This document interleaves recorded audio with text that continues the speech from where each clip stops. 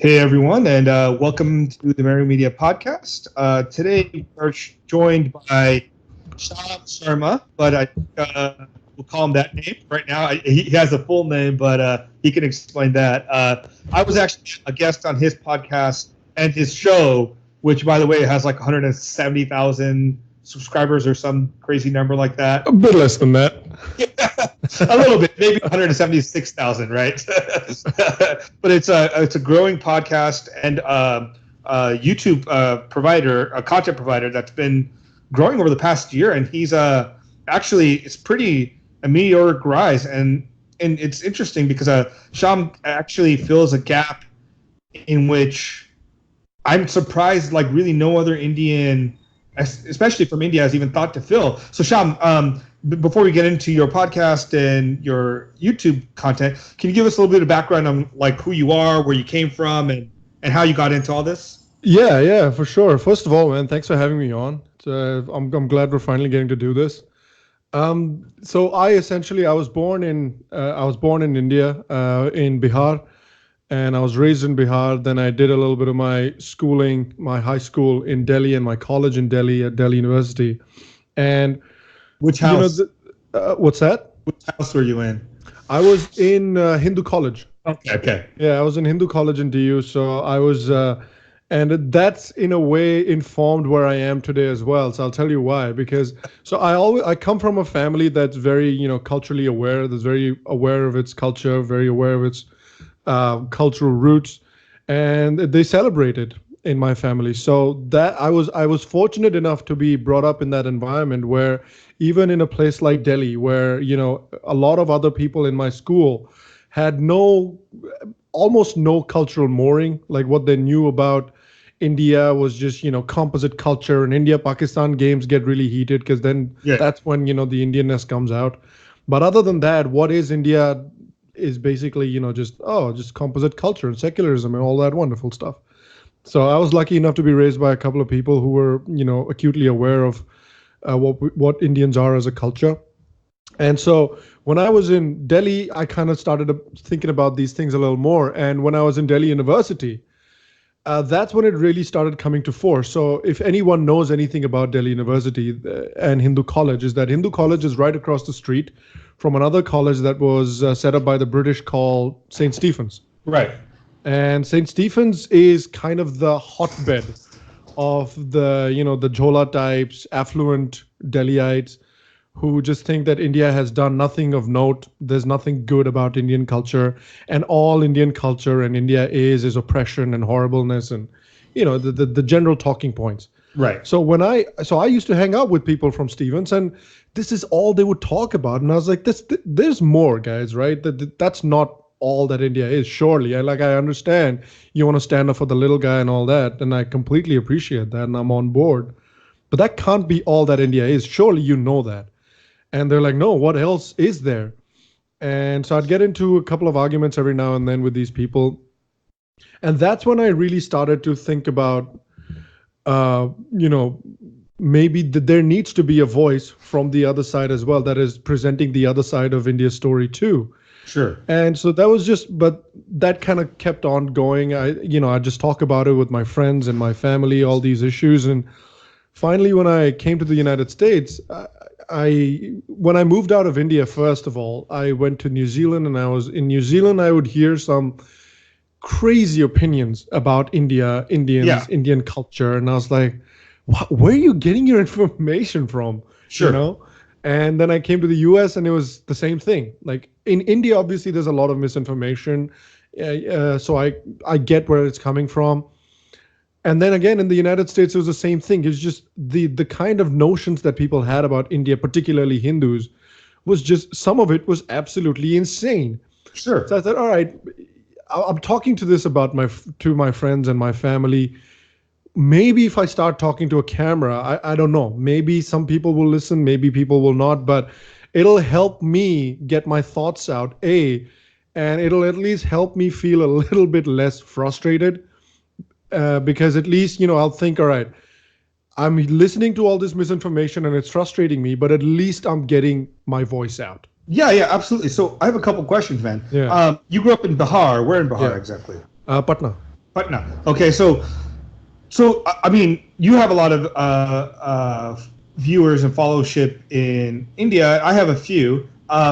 So one of the big cultural issues in India, or perception issues, is basically Bihar and Madhya Pradesh are like the backwards area of India, right?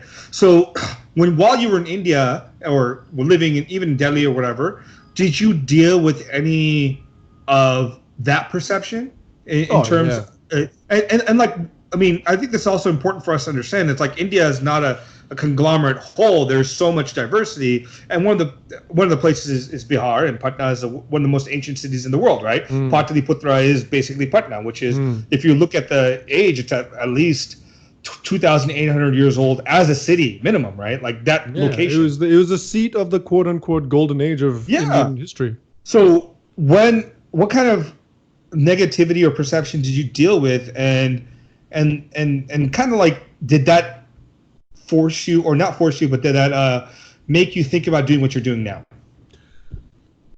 Yeah, I mean, so in Delhi, definitely I came across it quite a bit. When I was in high school, there was that whole stereotype about the uneducated Bihari, doesn't know anything, comes from a crime infested state. And to some extent, the crime infestation part was true back then, especially in Lalu's time. There was definitely a case there that they had. I dealt with it in high school. I dealt with it in college as well to quite a large extent, about the whole, Bihar, oh my God, really? Stuff, especially with the sort of elite Delhi crowd, the South Delhi types. You talk to them and they're like, Bihar, oh my God, I can't believe your English is that good. I'm like, yeah, I know.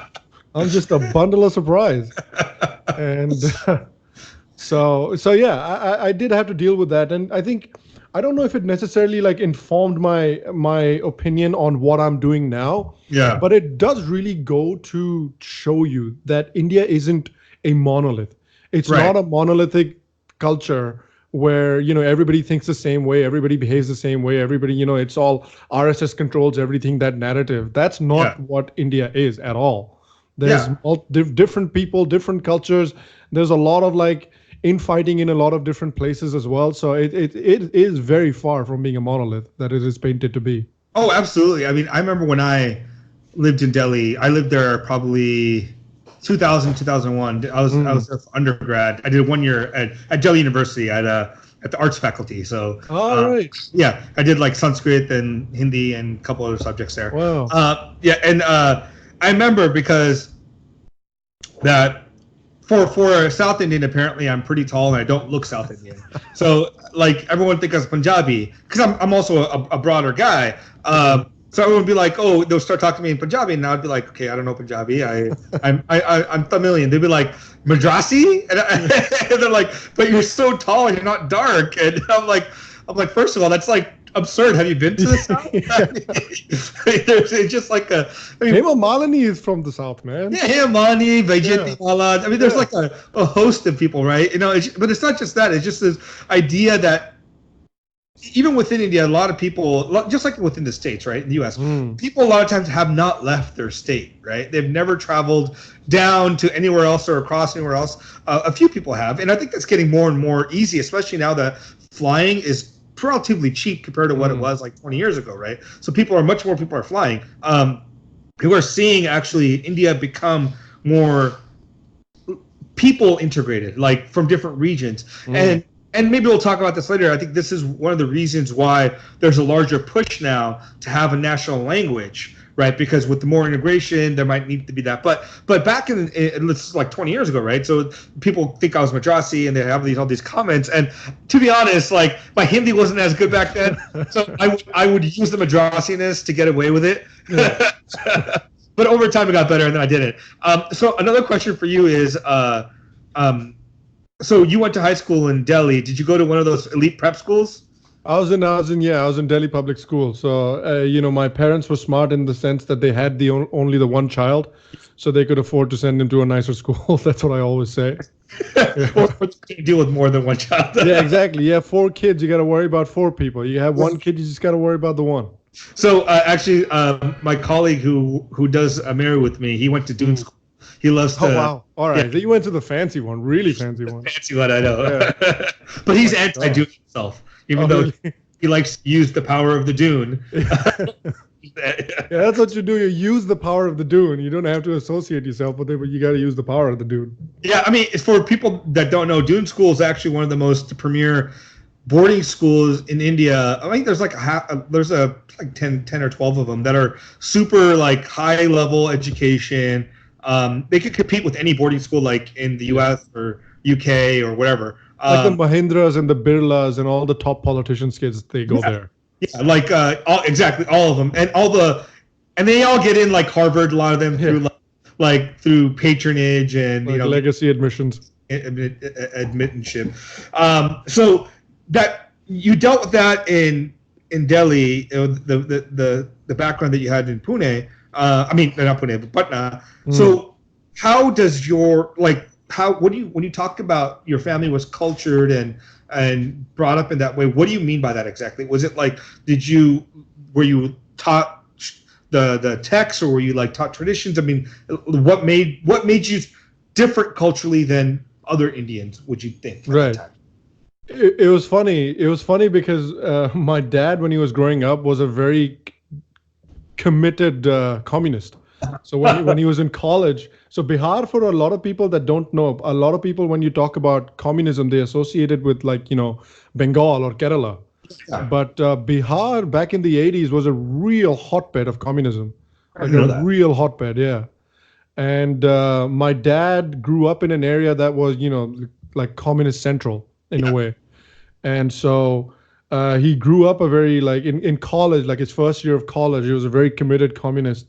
Comrade Sharma and all that. So, but as he hung out in those communist circles, all he would hear is like abuses about India, like abuse towards India, abuse towards India's culture. Yeah. And growing up in India, you know, unless you're completely unless you're completely brainwashed, that's not true. It's not all negative. Yeah. So when I feel like the kind of abuse that the communists give India pushes some of the, thinking communists away. Sure. So my dad was like, all right, it's not all negative. Clearly, it's not all negative. And then he started reading about, India's culture, India's history a little bit. And the more he read, the more it pushed him away from the communist cause, so to say. Sure. And so he became a lot more culturally aware. He became aware of what Indian culture had contributed and what Indian history was all about, the struggles of the Indian people to survive, and the spiritual, I feel like, traditions that India has contributed to the world. That was one of the biggest things that drew my dad away from the sort of communism, the spiritual traditions of India. Right. And so when I was growing up, my dad would tell me about those things. He'd tell me about India's spiritual traditions. So we were not a very we'd go to temples, but that wasn't our Hinduism 101. It wasn't a temple jao beta, fold your hands and do this and do that. That wasn't what it was. It was more being aware and being knowledgeable about what your culture is. Right. Know about your culture, know what it has contributed, know what it's all about. So and as soon as you know those things, you feel a sense of pride. No, and that sense of pride was inculcated, I think, in me from a very young age. I mean, yeah. I mean, it's I mean, did you ever go through yourself a communist phase? No. Okay. No, I was lucky. My dad was very he did it for both of you. Bro, I gotta set you on the right path, bro. Yeah, I went through my communist phase. I mean, I wouldn't say communist. I was what I would call a dialectical materialist in an academic sense, right? Because it was the first time I think in college when I started learning about the history of communism and not communism but Marxism and the way he saw history himself, right? Always a conflict between two kind of groups or two. So it was a very simplistic and actually a very powerful narrative at the time. I think this is what really captures people about communism and Marxism is in some sense, people don't get it. Even Christians don't get it. It's the same narrative that Christians have, right? Like it's the same narrative. Like there's two sides fighting each other. There's an oppressor, which is in this Christianity becomes like the the satanic forces versus the forces of God, who are constantly oppressed, and they'll win over, take over. It's the same trajectory that's played out in Christianity that plays out in Marxism, right? Eventually, there's some sort of utopia.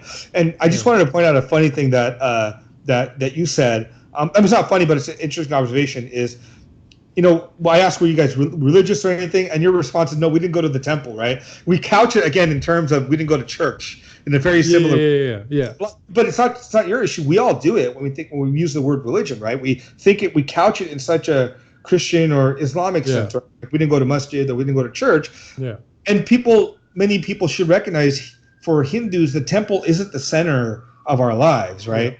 We might have a smaller mandir at home, or or a small little devalaya, or whatever you want to call it. Or that's even much more of a temple than actually going to a temple. The little devalaya you have at the house. Or if you say a mantra, right? Many people don't even have like a murti at home that they worship. They'll just say they wake up, they meditate, they might do a mantra, and then if you ask them they're religious, they're like, I do mantras and stuff, right? Yeah. It's a different way of thinking about religion. But going back to the point, you're right there. Yeah, it is. So you didn't go through the communist phase, but Delhi University, which is not that far from JNU, is also it's getting more and more leftist, right? Yeah, it was a pretty leftist when I was there too. It was funny because I left high school, went to college thinking I'm a liberal. I'm a liberal guy, man. Delhi University, liberal central. It's awesome. It's a great place for a liberal to be. But then I talked to these people from like, the English dramatics people and the St. Stephen's people, and they're somewhere else. I thought I was a liberal, but they're somewhere else. They're on another plane of existence, man. Yeah. So I was like, all right, what are those people? I thought if I'm the liberal, what are those people? They say they're the liberals. So what does that make me? And if I think I'm the liberal, what does that make them? I was like, for a year, I was just confused. Like, what the hell am I then? I mean, that's. I feel that way partially now, right? Like, because I consider myself pretty left in terms of or pretty liberal, right? Like I'm very pro gay rights, live and let live. I am pro life.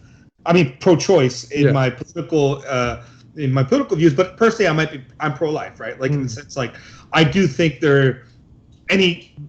if I believe in my Hindu fundamentals, right, which is or karma and all this other stuff, right, then any sort of killing, right, whether it is killing a plant, a microbe, to killing human being, to killing Mother Earth, it's all killing, right? We're on a scale of killing, so it's all a papa or a sin that we do. But some things we have to do, right? Like we have to eat, so we have to kill plants, we have to kill other sometimes animals. These are all. It's not a zero-sum game, and this is one of the things that people fail to recognize, that they talk about vegetarianism and everything, and I think it's important, vegan vegetarianism. But at the same point, don't behave holier than thou, because we all live in a continuum of death.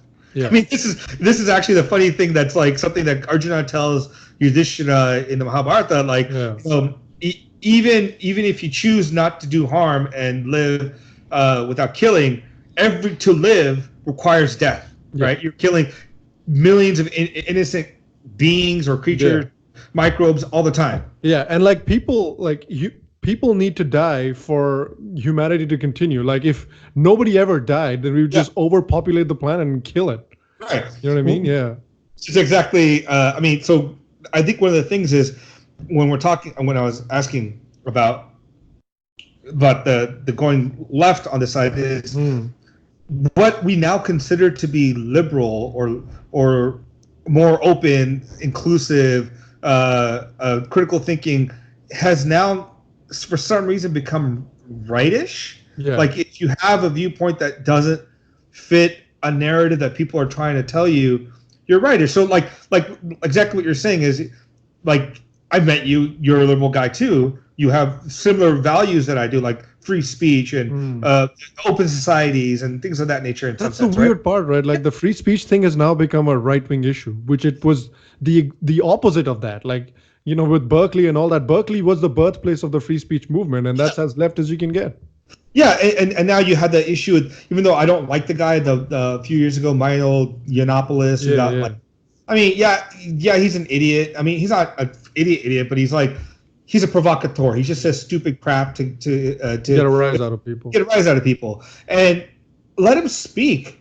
I always think that, I mean, this is Sam Harris's, I think one of his best ideas is the only way you can beat a bad idea is with a better idea, right? Or a good idea. You don't stifle the bad idea. You put it into a war of ideas and let the better idea win.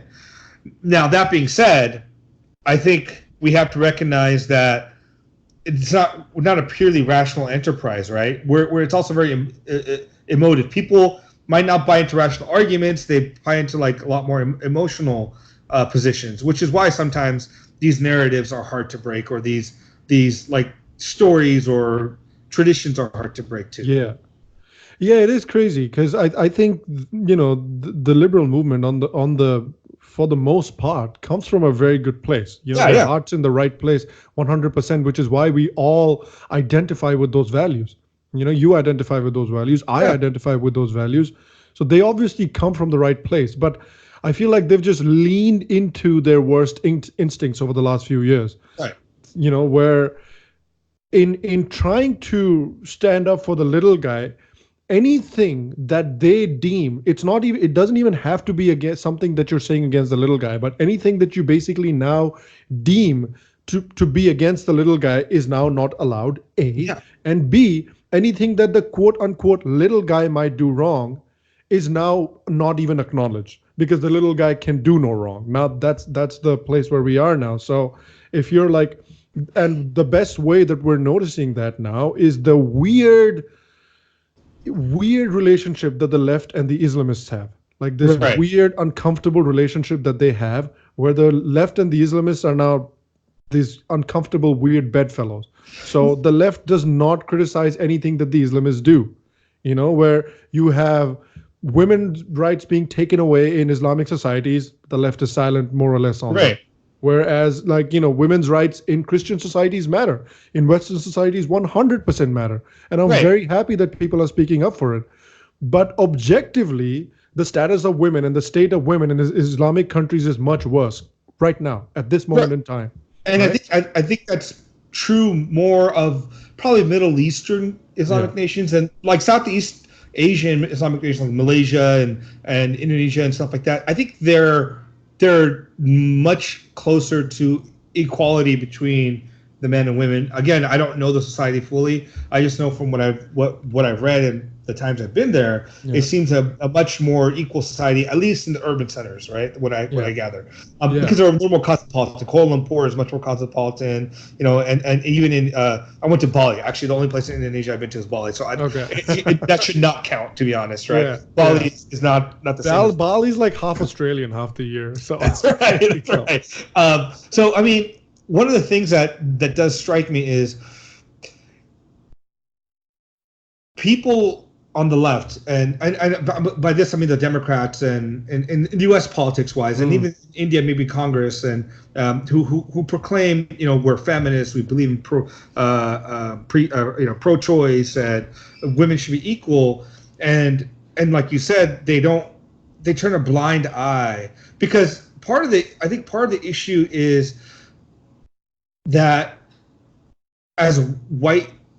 Majority of Democrats in America, anyways, right? I mean, they're not majority, maybe, but they're white people don't want to tell the Islamic world or any other world what is considered feminist or not, right? And this is actually a legit question, right? Because I don't think they're wrong in having this hesitancy because like hijab can be a choice, right? I like there's to me there's no issue on that. The issue is when the choice within a culture becomes enforced, right? Like, and that's the concern that people should have. People should not be concerned like in America if people wear a hijab. Fine, wear a hijab. I mean, do what you want. But like, if you go to another country and you're forced to wear a hijab, otherwise you're treated a certain way, then maybe you should distance yourself from that particular kind of behavior or call that behavior out. But like you say, you don't see it.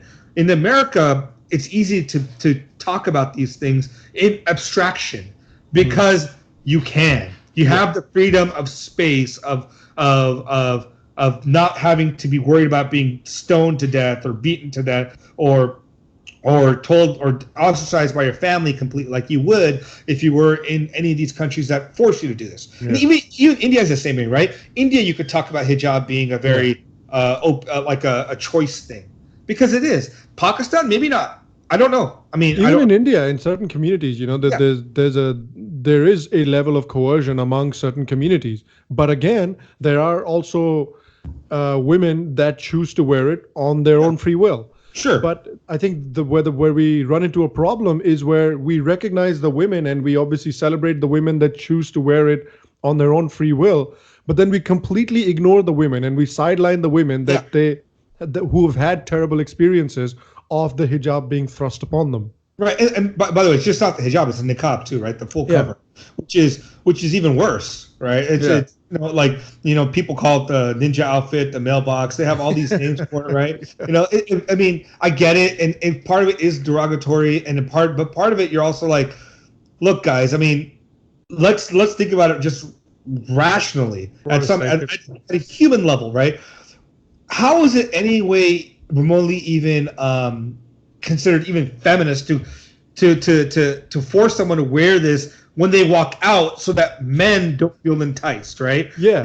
Have you seen that video? It's an unbelievable video. It's a video of this like group of women, and in Afghanistan or somewhere they created like an outside gym for these women, and they have this group of women, and every single woman is in a full burqa, like. Yeah. You can only see the little slits of their eyes, like full ninja gear, and they're just out there, just like doing that, and that's considered like a workout. Yeah, but you see, celebrating it as like an outdoor gym for women. I'm like, no, bro, look at the video. But to be honest, if you go to even India and you go to the parks, you will see people just doing that exercise. And they're like this. And you're like, what kind of workout is that? I mean, it's not just like Afghani thing. It's like Indian thing. It's like they just think they're moving their body. Yeah. Which I mean, yeah, if you do that 8,000 times, then you got to work out. But if you're doing like 20 times, that's not a workout. Yeah.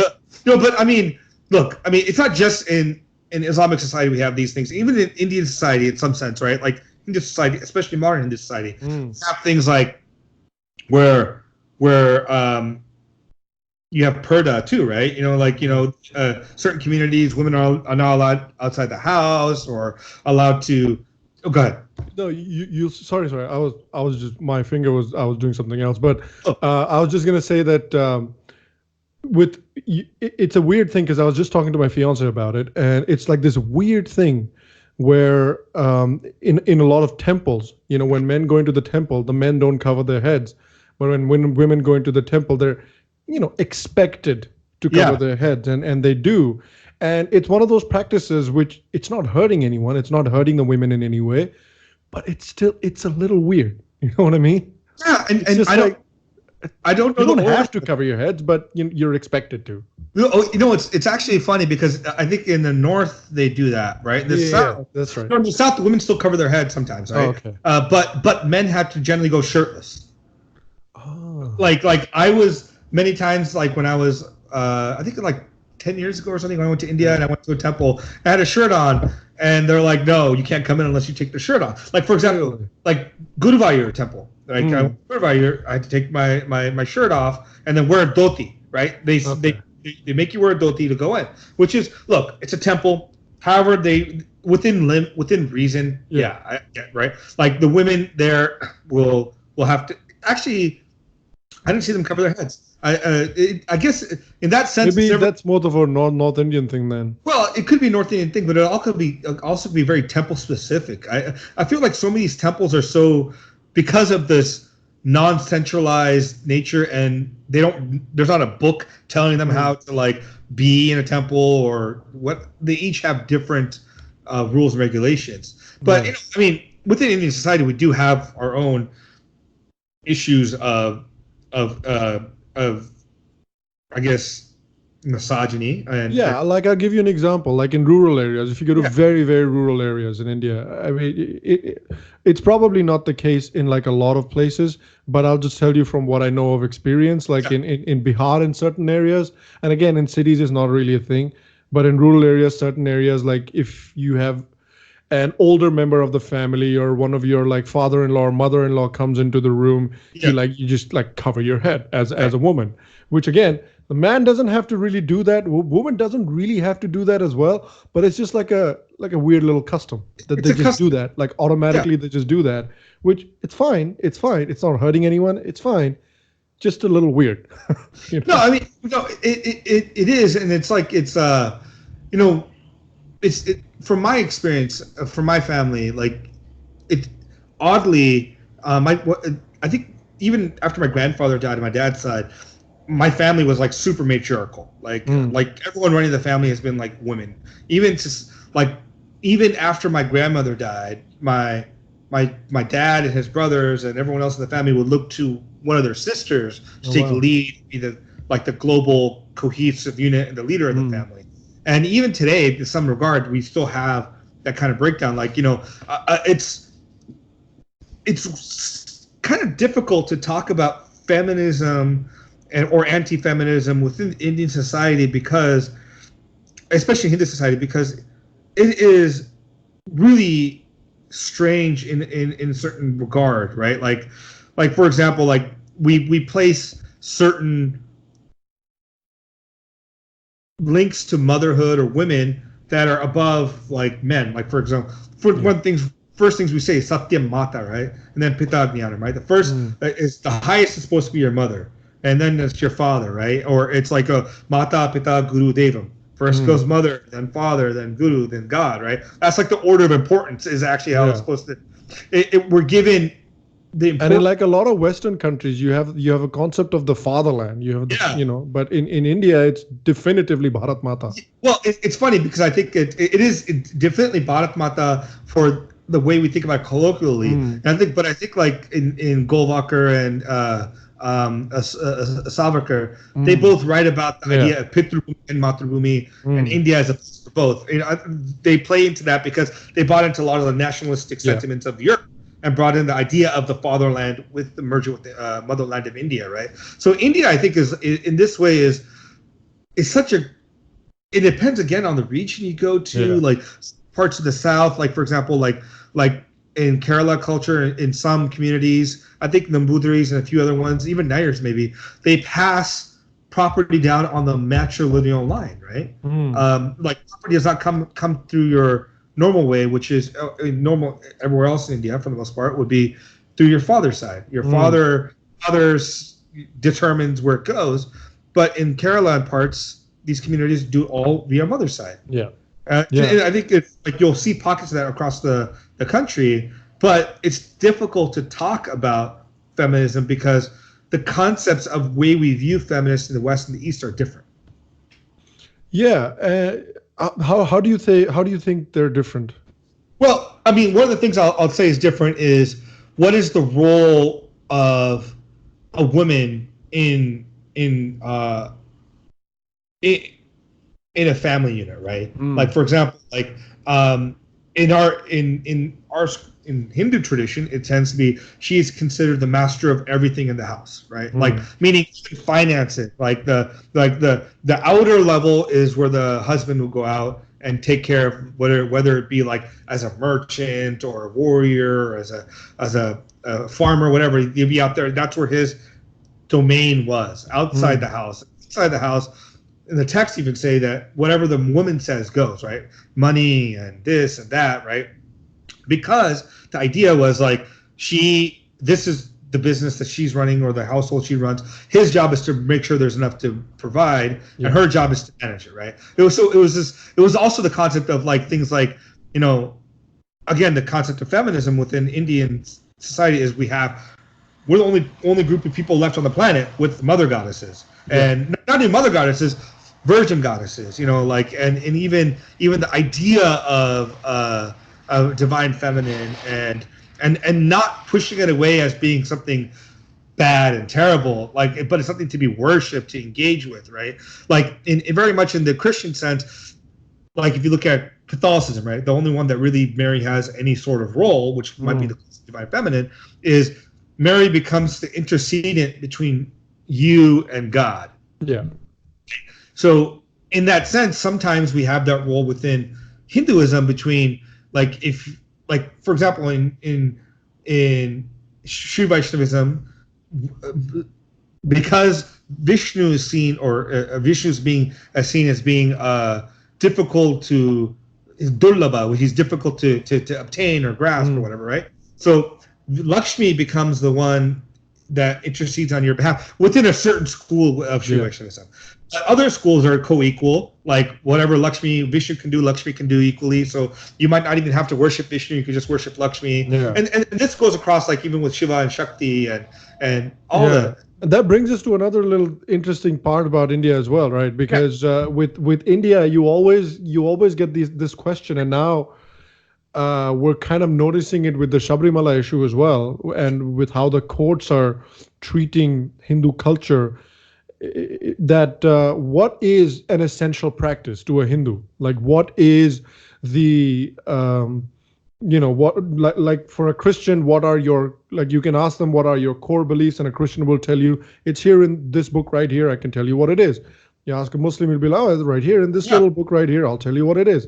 But for a Hindu, it's very different, And I think that's a mistake that courts made as well with the Sabrimala issue, when they were saying, oh, is so-and-so in Sabrimala, is it an essential Hindu practice? And if you look at it with an Abrahamic definition, then no, it's not. But if you look at it from a Hindu perspective, yes, it is. Because the essential practice for a Hindu varies widely from area to area. So in that area, in that region, it 100% is an essential practice. For example, in Bihar, in my state, we perform the Chhat Puja, which is like a solar worshipping thing, and it is absolutely an essential practice for a Bihari. It's like a rite of passage in a way for a Bihari. Or most Biharis do Chhat Puja. Eastern Uttar Pradesh people, they do Chhat Puja as well. So it's a very, very integral practice of Bihari culture. Right. But for a Punjabi Hindu, it might not even matter. For a Kannadiga Hindu, it doesn't matter. Yeah. But what matters for a Kannadiga Hindu might not matter for a Bihari Hindu again. But they're all Hindu, but they all have their specific practices, specific traditions. Yeah. Which, when the courts say, "Oh, is this an essential Hindu practice?" I just think it's such a silly question. That an Indian court is asking you that question, which is supposed to be understanding of how Indian culture and Indian traditions work. And this is, I think, one of the cruxes of the difficulty of any time of engaging, not only with the West but a lot of Indians, right? Is this sense of even asking that question, what's an essential practice? It's such an Abrahamic vision of the world, right? Like, because that way you can say, oh, you're not a good Christian because you don't do XYZ. You're not a good Muslim, you don't do XYZ. You're not a good Jew, you don't follow the Talmud, right? There's all these requirements for you to become a good one of these things. We don't have any of those. And this is so fundamental. Sometimes it irks me, because if you actually read our text, like, it doesn't require you to go do puja. It doesn't require you. It requires some people to do yajnas. It requires some people to do, like, temple worship. It requires some people to do karma yoga or jnana yoga or bhakti yoga. But all these different ways of worshiping are still allowed. Like, there's even stories of like, in a bhakti sense, right? Like, a way of worshiping Shiva was once this guy who went into the forest, saw a lingam, who was so devoted to Shiva. He, like, he gives it meat, he gives it this, he kills something for it, and but it's done out of love, right? So these idea of essential practice is such a difficult thing to engage with when you're a Hindu, right? It should be more of, honestly, in some sense, I think it should be like, what's your essential thought? Do you view divinity being open to everybody? Yes. Do they need to necessarily follow the path you follow? No. Now, caveat, maybe you believe the only way to get moksha is the path you follow. Yeah. But you might say to experience. But then again, that's where the concept of mutual respect comes in. Yeah. Like, I feel like mutual respect has to be one of the pillars if you want to make one. Right. I think that's one right there where, you even if you consider your way to be the perfect way, you have to at least concede that it is impossible that it is the only way. Right. Yeah. 100% true. And this is where I think like we have to really start talking not within the confines of what we've been talking for the past 200 years about what religion is constituted of and what essential practices means, but really start stepping away from the 20-second piece or the Hindu Bible is the Gita. No. Please, let's not do that stuff, right? Let's, if people want to know, let's spend time. Let them know, because you can't. I think we talked about this before. You can't dumb down a culture that's so 180 different from the culture you're used to in sound bites, right? You have to, Hindu culture. It's a little bit like being in a supermarket. It's like you go through various aisles. Yeah, we spoke about that last time. You go through various aisles and you pick up what you like and what works for you, what works for your dietary program. You pick it up and you put it in your cart and that's your program right there. But it's interesting because it's also like Hindus are the exact one. We're the as other as you can get for most of the world, right? We're just so other. Like not only in much of the world we're not white, in America we're not white, but we're not monotheistic. We're not, one way, one truth, one path. We're not one book. We're not one practice. We're not like, the one thing my dad taught me growing up was, in some sense, if you're a Hindu, if you have a Hindu viewpoint, then everyone else is a Hindu to you. Yeah. They're just following a different path, right? Yeah. And they're doing whatever path they follow, their own sector community. And that's how I still view it. So one of the reasons, and maybe this is a very parochial and I guess patronizing view that I have, but if it is, fine. It's this idea that I think everyone is somewhat of a Hindu. I think everyone practices their own way of getting to the truth and understanding it and imbibing in it. But I could also think they're wrong. And this is why I also tend to get very angry with Hindus and Indians that start attacking Muslims for being Muslims. And just say nasty things about people and call them names because they're just because they're a Muslim person and just because they're a Christian. And I'm like, come on, is this what our tradition is? No, not even close. Not even close. If you drink a glass of poisoned water, are you gonna blame the glass or are you gonna blame the water? Right. Yeah, I mean, what you do when you scream at Muslims for being Muslims is you're blaming the glass.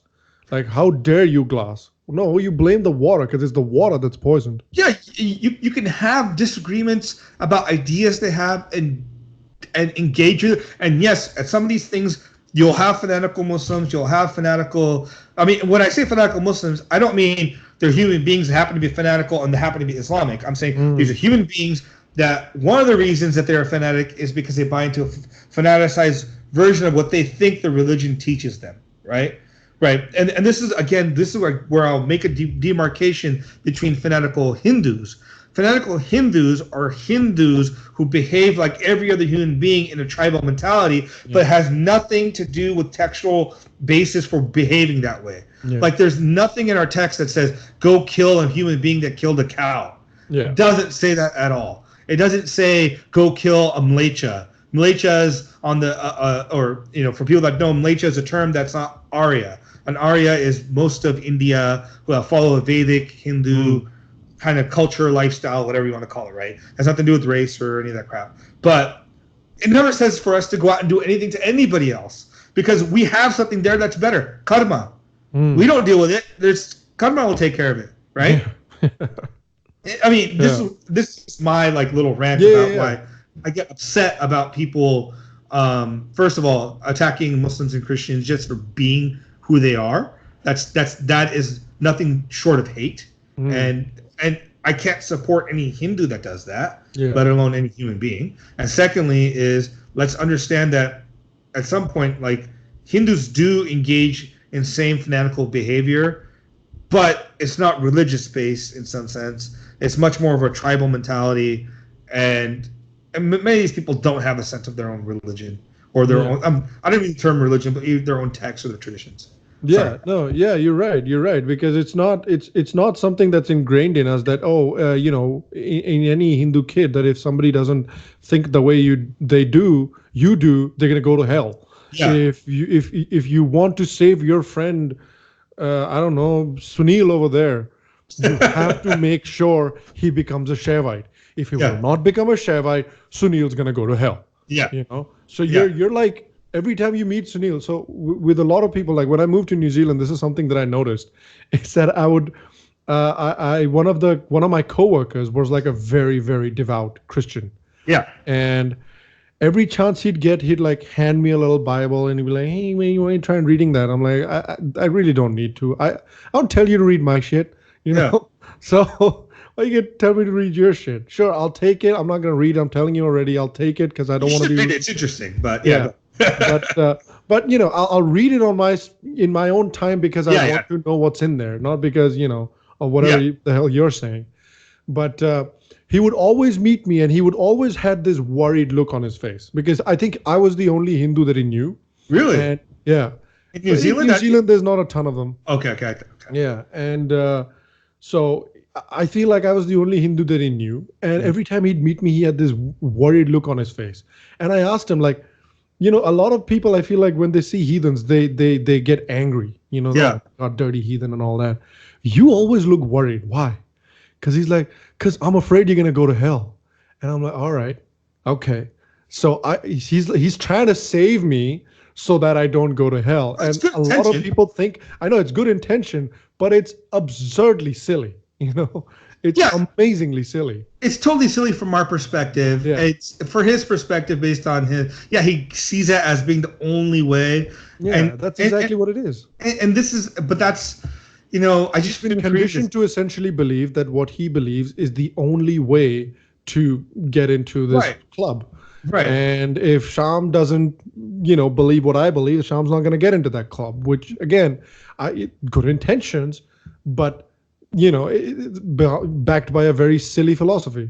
Well, it's also because I think he buys into Pascal's wager, right? The whole idea that, even if it's not true, I mean, even if you don't know it's true, if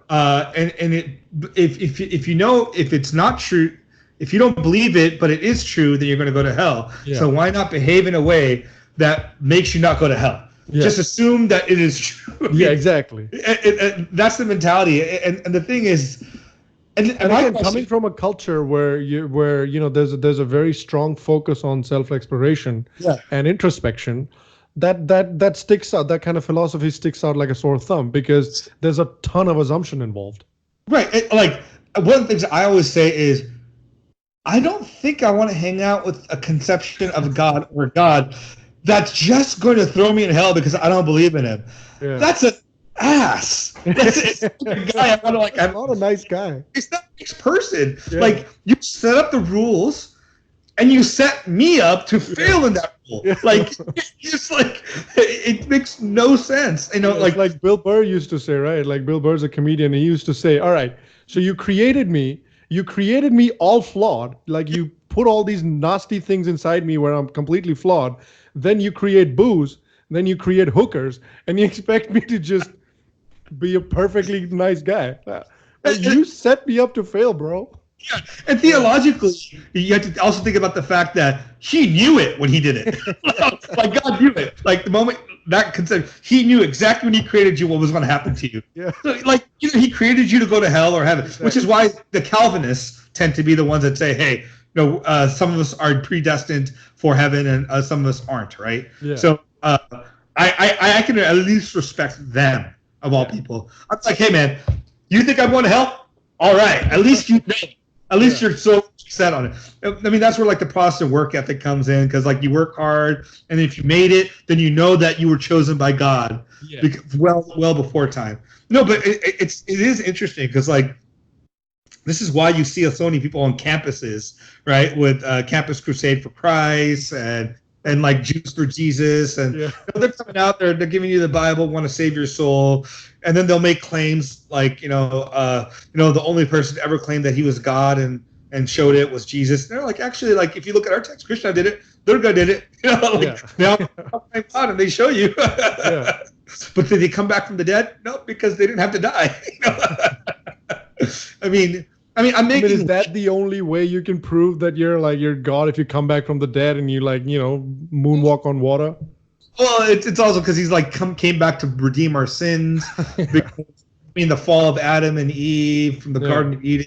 But you're also at that point you got to think like, hey, God, when you created Adam, didn't you know he was going to fall? And didn't you know all human beings? This is part of God's grand plan. Well, I think this is a difficulty having a deeper conversation with them, is that it does become problematic about understanding the theology properly, because they don't understand it themselves. They won't take it to the logical extremes, because the moment you do, the entire house collapses, right? Yeah. So going back to our original point about when you're talking about your Christian friend and interacting with them, now I lost what we were saying. No, yeah. It was it was hard for me to feel offended because I know he's coming from a good place, but at the same time, he's covertly, I suppose, telling you that whatever I believe in, whatever culture that I grew up in, is complete nonsense, is complete bollocks. And and my culture of origin has doomed me to a life of eternal hellfire, right? That's what he's believing. So if you really sit down and think about it, it's incredibly offensive. But I don't really care about that stuff. But then that's where the problem is, right? That a large percentage of the population of this planet has been conditioned to believe that their way is the only way, and even if they're a wonderful person, that would not hurt a fly, that little seed that you planted in their heads, that's the kind of stuff that will push some people within that population to commit horrible things. Sure, and I think you're right. But I think it's interesting. I just finished this book called The Darkening Age, basically about early Christianity in Rome, right? Like how early Christianity basically destroyed the Roman Empire and all classical learning, like the knowledge and history that the Romans and Greeks, all of them brought to the table. By the time Christianity took over the empire around 500 AD or CE, they lost Aristotle, they lost Plato, they lost science, they lost Galen, they lost so much knowledge. That's when the Dark Ages entered, right? Yep.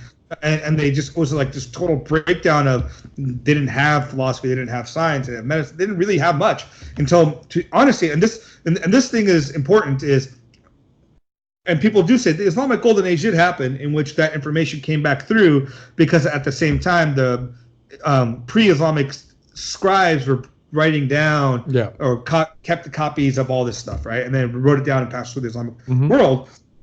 But it's interesting that the way that Islamic fundamentalists behave today is very much the same way that the Christians behaved when they were not in power, right?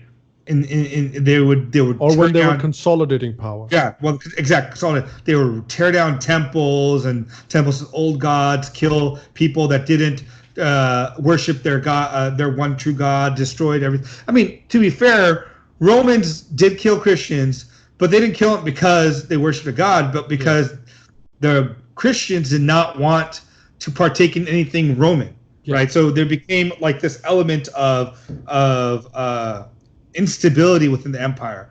For Christians, it was more like, no, your view is wrong. We need, either you accept this or we're gonna kill you. And for them, killing them or cutting out their tongue or doing whatever was a way of freeing them from the evil of the world or something. Nonsense. If you look at the history of the Romova people, like I was reading a little bit about it because I was doing a show about it, and you look at the history of the Romova people of Lithuania, the indigenous people of Lithuania, the indigenous culture.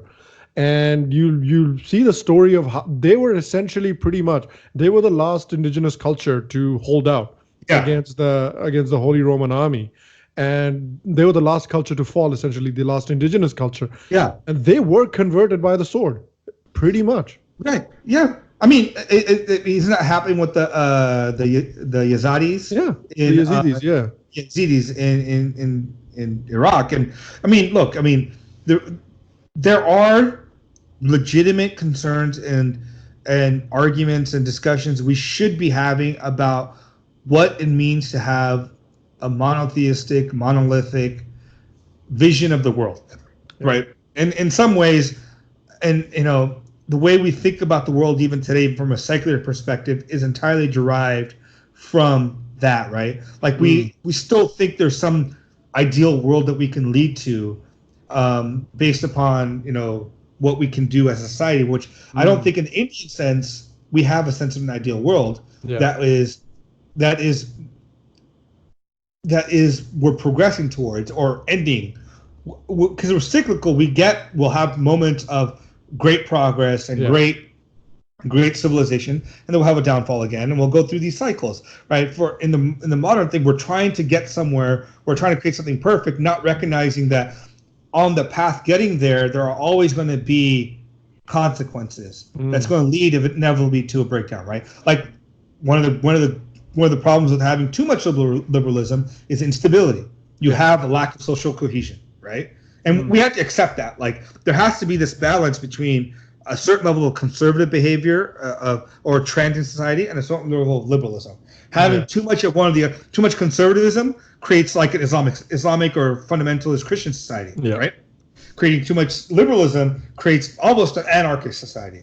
Yeah, with no bonds between people, and that's both those extremes are not places people want to live. We're just trying to find out somewhere in the middle where we can exist. And I think in this day we're not thinking about things that way. We're thinking like, oh, we need to have a super liberal society, not understanding that liberalism will come with consequences. No, I think you're absolutely right. And I was watching something on YouTube the other day about how somebody was talking about how marriages are like terrible, and some families are raising their kids and they don't tell the kids what gender they are till they're like 10 years old or something like that. And I'm sure all of that is coming from a good place. But again, like you said, those things come with consequences. Those things come with the consequence being an incredibly confused child. Right. Yeah. Right. I mean, maybe that child won't be confused, but I would assume I would make a hypothesis that more often than not, people without a sense of identity from a younger age will come out very malleable later on. Just because I think like with the way we think about the world is fundamentally how we perceive ourselves and what identity we give ourselves, right? Yeah. So despite the fact that I know there's people out there that claim that they go through being multiple sexes in one day or genders in one day, right? I don't literally think they like that hour they feel like a woman, they see the world differently, and the next hour they feel like a man. Have you seen that Radiolab interview? No, I didn't. This like incredible Radiolab clip where, and I watched it because I heard about it on the Joe Rogan Experience, and I watched it, and it's this like guy who's talking to the reporter, and then he stops the reporter like midway, and he's like, "Can you please address me as she? I'm a woman now." And then he stops her again. He stops the reporter again, and like 20 minutes later, he's like, "Can you please address me as he? I'm a man now." I'm just like, "You're obviously that is a very, very extreme fringe." But I was just like, "Wow, you exist." Was this a real thing, or was it like it was a real person? Oh no, it is not a comedy skit. Oh wow, wow. That I mean, look, I have to accept the fact that if there's so much human diversity, there might be people like that. Yeah, right. Exactly. I can't not accept that. But I would imagine there's such a tiny population, such a tiny percentage of the like an infantile percentage of the population, right? Like infinitesimal percentage of the population. So let's talk about something that's actually more politic oriented to this day and age. So recently we had this article by what's his name, Pieter Friedrich, come out about Tulsi and kind of attacking her. And I think I talked to you a little while ago about the fact that he made a video attacking you for being like some sort of Hindu nationalist or. Yeah, apparently the video you shared was about like me being an RSS agent and taking money from the RSS, and I'm like, bro, do you think if I got money from the RSS, I would be making this shitty show in my apartment from the living room. No, I have a studio and a staff who edits my videos. What are you talking about? I spent like 6 hours trying to edit a bullshit video. And come on, where is that RSS money? No, I mean, and so this is like, so I don't know. I mean, we'll tag at the bottom the article. Look, it's worth a read. It's worth the read only because he lays out some history and some connections. But my big problem with this article is that what he does is he lays out the history of the RSS first, and at the same time lays out the history of the Sangh in India on the whole, and then their diaspora within the U.S., and then Tulsi Gabbard's life, all like at a somewhat simultaneous storytelling method, not chronologically, but storytelling method. So clearly the impact is this, right? You're trying to say that how the RSS came into being, got power, how the American version of RSS came into power, and how Tulsi came into power, all similar, and they all connect to each other. So basically saying they're the same people. But it's such a crazy argument too. Like if you read the article, you what you're doing is you're looking at a list of Tulsi's donors, and you're looking at, the article says you're looking at Hindu sounding names, and you look at Hindu sounding names, and some of those names have an HSS affiliation maybe, and then you connect it to the RSS. So basically you're saying that if there are Hindu sounding names that are supporting Tulsi Gabbard, that means she's being paid by the RSS and propped up by the RSS. So basically, if Bernie Sanders has some Christian sounding names, Christians that go to church, Christians that have like church affiliations, that means that Bernie Sanders is being supported by fundamentalist Christians. That means that the Muslim, the people from CARE, that Islamic organization in America, if there are people from the CARE organization that fund or that give money to the Bernie campaign, that means that Bernie Sanders is being propped up by fundamentalist Islamists. If going by that logic, that makes sense too, right? Yeah, exactly. And so like this is an interesting thing, and it's an anecdote from my life is, so when I was in college, I was in the Hindu Students Council, right? Which apparently is an arm of the Sangh, right? It's a youth arm or something. I was there part of the Hindu Students Council for like 3 years and change, president for a year, whatever, and then whatever. Not once did I ever interact with anyone from RSS, anyone from VHP, anyone from any Sangh group. Yeah. In fact, even some of the previous presidents of the HSC of when I went to undergrad in Irvine, UCI, they were leftists as left can be. They had none of us, I didn't even know, to be honest, until I moved to India for my in 2000 to do research on BJP and stuff like that for part of the undergrad. I didn't even know what the freak RSS was. Like I had no clue, right? And I spent time and I learned about him, and yeah, look, some of the RSS people are a little too like intense and crazy, whatever. And I get it. But to be honest, like the RSS has also been one of the largest volunteer organizations in the world. Yeah. They're always at every disaster in India. Every disaster, any problem in India, they're the first people there providing support, shelter, and they do it across caste, they do it across religion, across every community, right? When the floods in Chennai were happening, RSS was there doing so much good work everywhere. If you're talking about, the article loves to paint RSS as like a fascist organization. Yeah. So the biggest example of fascism that we have seen in India is the emergency in 1975. That is probably as close as we have come, right? Yeah. Which was the organization that suffered most and had the most number of volunteers arrested under the emergency? It was the RSS. Yeah. It was RSS leaders that were at the front lines of fighting Indira Gandhi during that emergency. Yeah. So so your argument falls apart there. Secondly, this is an article written by a guy that is funded and supported by devout Khalistanis and Khalistani supporters, right? Well, allegedly, we don't know this yet, but I think you're probably right. Yeah. He's a spokesperson for OMFI. OMFI has been founded by Bhajan Singh Bhindar, who is a vocal supporter of the Khalistani movement. Okay. So, I mean, there's a connection right there. Sure. And so Khalistani's biggest grouse is that, the 1984 thing happened. One of their biggest grouse is that the 1984 thing happened and there was a massacre and there has been no justice. Right. I completely agree with them that the people that carried out the massacre, they should be brought to justice and punished in accordance with the law for what they did to those Sikhs. Right. 100%. There is no you will be very hard pressed to find a Hindu that will say anything other than what I said. Right. Yeah. So, but what is funny is that they don't blame the Congress party for the massacre. They say BJP is fascist, BJP killed Hindus. Right. When? Who from the BJP was involved in that massacre? Who from the RSS was involved in that massacre? Why are the fingers and guns pointed towards the BJP and the RSS and not the Congress party? It was a politically motivated massacre. Yeah. So why aren't the guns pointed towards them and the guns are pointed towards BJP and RSS, like fascist RSS trying to destroy the Sikhs? In fact, there's an excerpt from a Khushwant Singh book. Khushwant Singh is a very celebrated Sikh historian.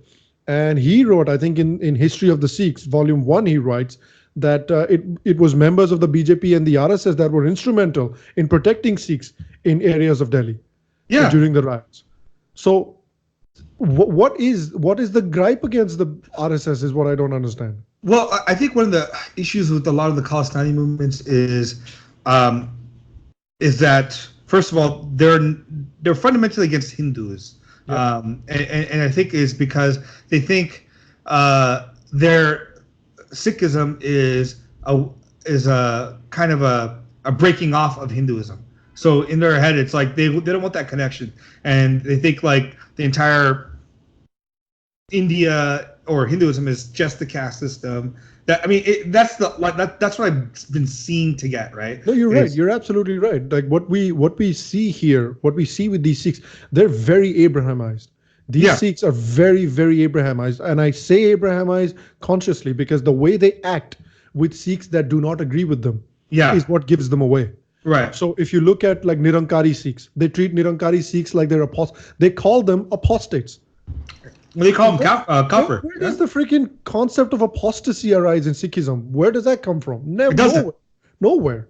Then you look at the Udasi sect. So the Udasi Sikhs used to be the Mahants in every Sikh temple before they became a Gurdwara. There used to be Sikh temples where you used to have statues of Durga and Hari and everybody. Yeah. But all the Mahants in these temples used to be members of the Udasi sect. And now even the Udasi sect are considered apostates. Right? Yeah. When does this concept of apostasy and Sikhs that don't see the world exactly the way you do, how do they become apostates? Like, what gives you the authority to declare them apostates? Yeah. Like, that's insanity. Yeah, and this is like, so this guy, Peter, he's connected with them. He's also, so I did some background research on this guy, or Pieter, or whatever his name is. So he comes from an evangelical Christian family in like this area called Rockville near Sacramento, California, in Northern California. His mother and his father were homeschoolers. They taught, I think there was like 7 or 8 of their kids. If it's the same guy, right? Again, I didn't go do a social security check and all that stuff. That's not what I did yet. I could if I wanted, but I don't want to yet. And on top of it, he used to have blogs that were. He had a bunch of blogs, by the way, all connected to his current blog, which is peterfriedrich.net or com, whatever it is. But they are all part of the network of like 5 or 6 blogs that he wrote.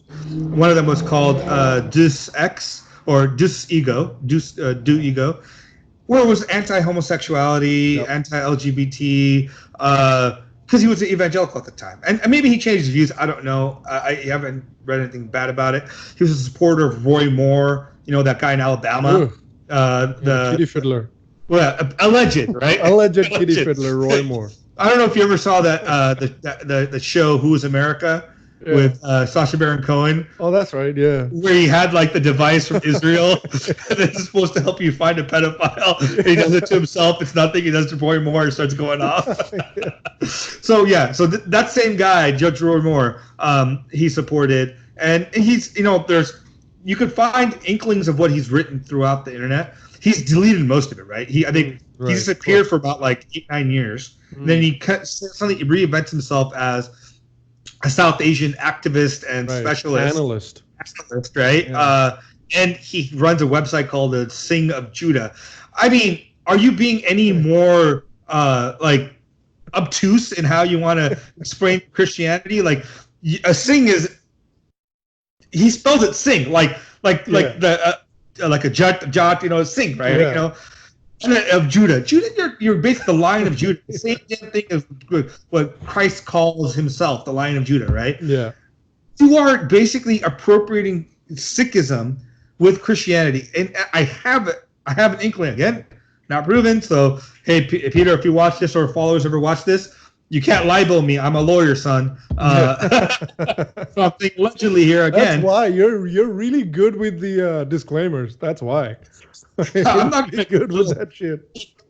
He can come after you for this stuff, right? Actually, you get journalistic within a certain degree, but my hypothesis is that this person has evangelical reasons for doing what he's doing. Sure. Number one, and number two, I think something like on his blog.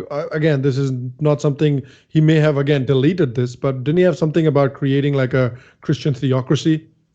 At one point, he did. Yeah, sure. I there was some secondary blog that connected to his that talked about it, but I didn't find a direct one because he scrubbed, I think, pretty much everything he wrote in the past. Yeah, like that's not a red flag.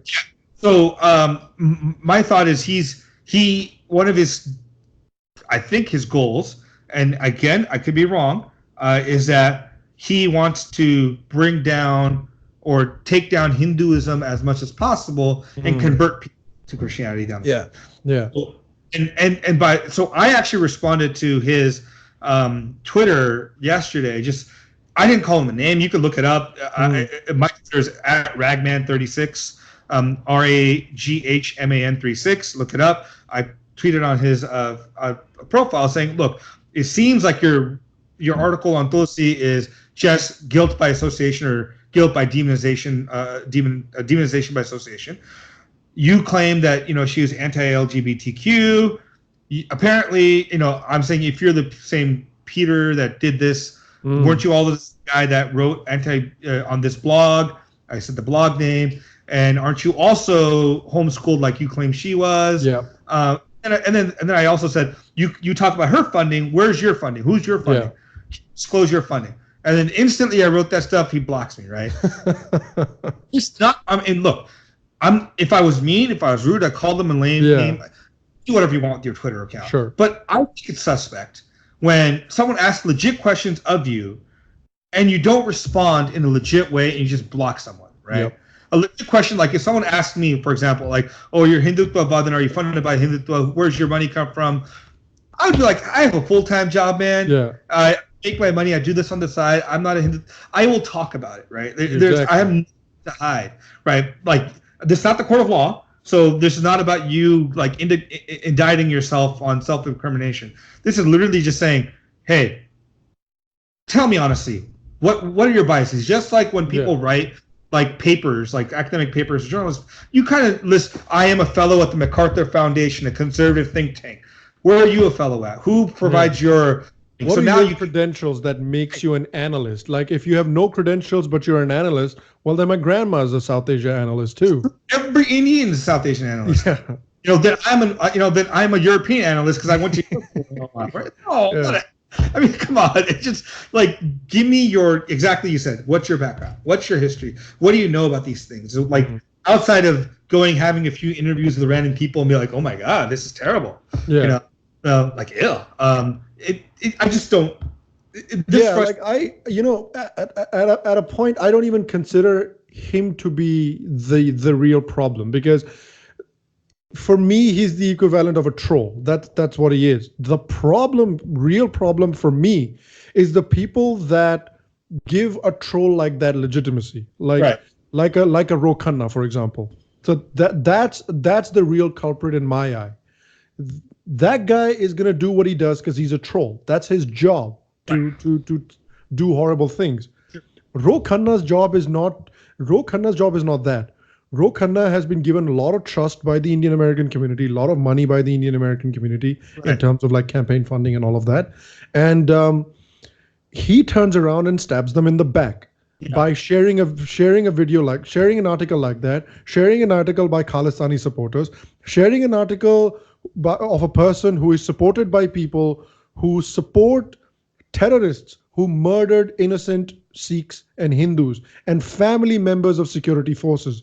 Yeah. Those were the biggest casualty of the Khalistani terror movement. Right. Innocent Sikhs, innocent Hindus, and innocent family members of security forces. That's who died the most. Those are the people that you're propping up. The sympathizers of those terrorists are who you're propping up by sharing this blatant propaganda, because there is no other way to put it. It is propaganda. And as an elected official, shame on you for sharing this kind of propaganda, and shame on you for stabbing the people in the back that voted for you and that supported your campaign. Those are the real culprits in my eyes. Well, I mean, I'll put it this way. I find what he did to be idiotic. And I think it was very ill-informed. I also come from a different perspective. I tend to try to assign the best intentions I can. Like even to this guy, Pieter Friedman, I actually think he probably does think what he's doing is exposing something evil or malicious and whatever it is. Going by that logic, even the ISIS people who behead people think they're doing the right thing, right? No. Well, you give it to a point, right? Like especially with people you don't know, right? Yeah. Like especially, and I'm not saying I kill someone you're doing it for a good reason, right? I'm talking about when you have a conversation or you put forth an idea or whatever. I at least try to first give you the benefit of the doubt until you show me otherwise. And look, and I think with Pieter Friedman, he has shown me otherwise, just with his non-willingness to engage or even explain his own background. It's a mystery, right? I mean, like he disappears and whatever. Ro Khanna, I give him benefit of doubt. I give him a very big benefit of doubt because I don't think he knows any of this stuff. I know, but shouldn't he at the very least know about this before he shares it on his public platform? Well, he should. Doesn't he have that responsibility, you think? He should. As an elected official? I don't know if he has that responsibility, but he does. He should do it. Like, I think fundamentally, like just from a perspective of if you're going to talk and write about something or tweet about something, maybe you should know better, but maybe it's not his fault or maybe it's campaign fault. I don't know, right? So these are the questions that we have, right? All of us have limited time in a day or whatever it is to be as good or knowledgeable about topics that we need to be, right? Like for him, I imagine his day is pretty busy being Congress. He's got a lot going on. Sure.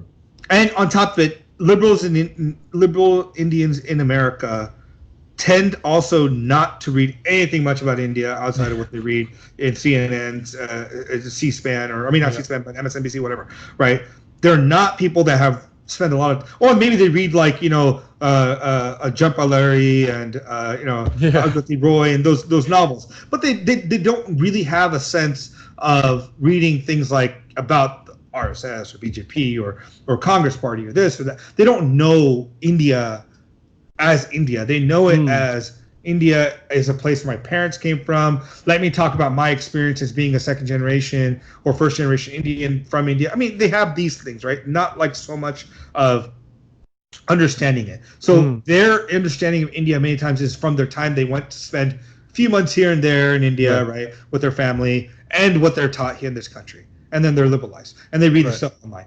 So they tend to become very much whatever's been fed to me, that's the India. So I'm liberal. This must be wrong. I've seen on the news Muslims are being killed. This is happening.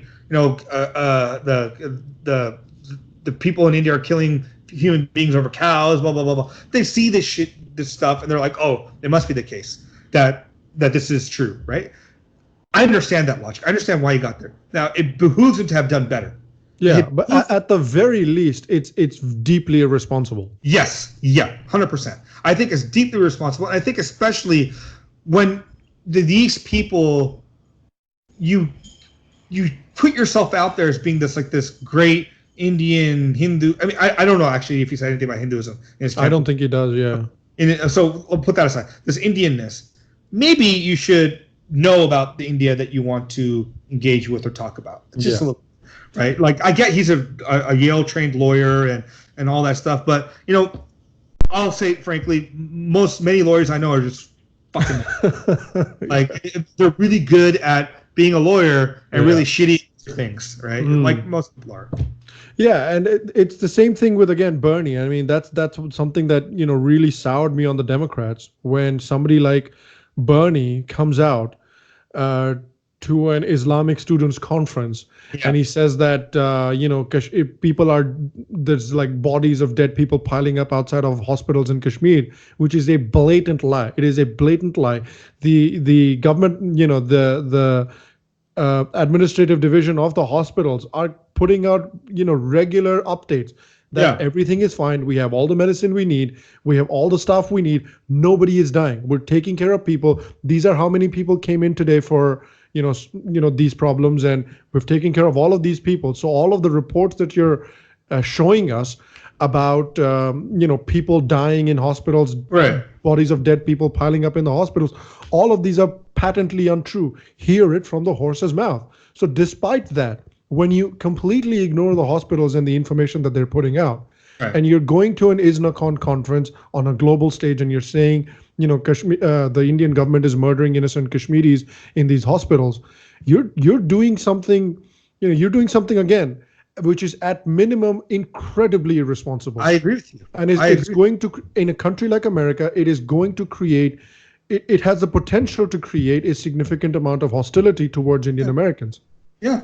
No, I you're totally on point here. I think, again, the same in many ways. Bernie, and I'm a big fan of Bernie too, and this it was disappointing for me. I mean, so just because but he's not a foreign policy guy anyway in my head. Yeah, and that's one of the things I think. I'm like, he's not a foreign policy guy. Maybe I'll chalk that up and throw on the wayside. The cynical part of me likes to think that, how is a Jew going to get a standing ovation at an Islamic conference? This is how. Say that. Yeah. Yeah. No, I mean, but that's what I'm saying. This is the. It frustrates me because I know he's better. He's better than he's capable of more nuance than what he said. Yeah. But I do think that part of the campaign, and this is what we talked about earlier, this liberal need in the U.S. and I think primarily the U.S. I don't think any other part of the world has this issue. The West I don't know. has it, right? I don't know. I mean, Europe does it too, right? No, I think Europe has a pretty What's good the need. Sorry, what's the need you mean? No, I mean the need to make sure that they don't cross the line with Muslims, right? Yeah, Europe has that. Really? Like, look at Britain today, mate. Yeah. Like the Labour Party bends over backwards to not offend the Muslims. Right. I mean, I guess you can do that. You can do whatever you want, and that's fine if that's what you want to do. But I think my fear is that I don't think Muslim people are negative or have bad intentions. I think once again they come from a perspective. When it comes to Kashmir, they have this sense that it's just like Palestine. It must be just like Kashmir. It's just like the Ummah. It's the Ummah. Yeah. Right. But I mean, the problem is you can't see them. You won't see them talking about the way Islamic countries treat non-Muslim people. But you do find Hindus like myself, yourself probably, and Kushal, all three of us, if we saw something being done to Muslims or Christians that we thought was terrible, we'd say, hey, the government can't do this. Like if India passed a law today saying, you know what, like you can't convert anyone in India. Yeah. I'd be like, that's a stupid law. That's a stupid law right there. It's a stupid law, and that's totally targeting Christians. You should not be able to do that. Now, if you say you can't fraudulently convert, I get it. You can do these things that prevent. I mean, that's another thing we should talk about at some point. But or if you say something like, Muslims can't. I don't know, because they have all the rights there anyway. So yeah, when you're talking about like critique of the government, and I've been saying something on my show for the past couple of weeks that it's been pissing some of my viewers off, where I've been saying that the Indian government has a historical problem with communication. It doesn't communicate very well, right? So I am 100% behind their decision to remove Article 370. Most of the nation is, right? Yeah. Now, The problem I think that I find there is that now that the government has created this, they've created this blackout, and they had to do it initially to curb terror activity. I am behind that too. But now what the government needs to do, now we're not in a should territory, now we're in need territory. What the government needs to do now is come out with a plan and brief the international media of what their plan is for Kashmir, because they were supposed to have a business conference in Kashmir in November. Now it's been moved to next year. So when you're in a position where you've created the situation, which most of the country supports you for, and but you're not providing any updates. You're not saying, okay, this is our plan for Kashmir. This is the day where we're going to lift these restrictions. And this is what we're going to do in Kashmir in 2020, 2021. This is our plan. So if you give the media a plan, then if the media concocts fake news, then you can be like, all right, you media, you're lying. Shame on you. But when you're not providing any information, when you're not providing any updates, when you're not providing any plans, what's that going to lead to? No, it's going to lead to confusion. It's going to lead to speculation, and it's going to lead to fake news and lies. And that is what we're seeing right now. So the government needs to create like some sort of a press secretary position that comes out and briefs the media every day. That's I agree with you. No, I think you're 1,000% on point here, because I think all those points you just said are exactly right. India has terrible history of any sort of communication. How do you not have a press secretary, by the way? That's just right. Like that's just a country that big. Come on. Yeah. And on top of it, like I think one of the things you brought up is the media blackout in the beginning, the requirement for the internet shutdown, everything. People don't understand why it happened. They think they want to block it off from the rest of the world. No, what they want to block it off is to deal with terrorism that happened last time. That something like this occurred. Dude, this is from Times of India and Lok Sabha. There were over 400 terror attacks in 2018 in Kashmir. So that's more than one a day. All done online. Yeah. On how many terror attacks have there been since then? Right. Nothing. No, people need to stop and think: is what's more important? Protection of life is for a short term. I'm not saying for months or years. Yeah. For a couple months until things calm down more. Is it more important to protect people's lives, or is it more important to give them free for all and let like innocent people left, right, and center die? Right. Yeah. So I understand it. I understand, and I can appreciate and at least go with that blockade.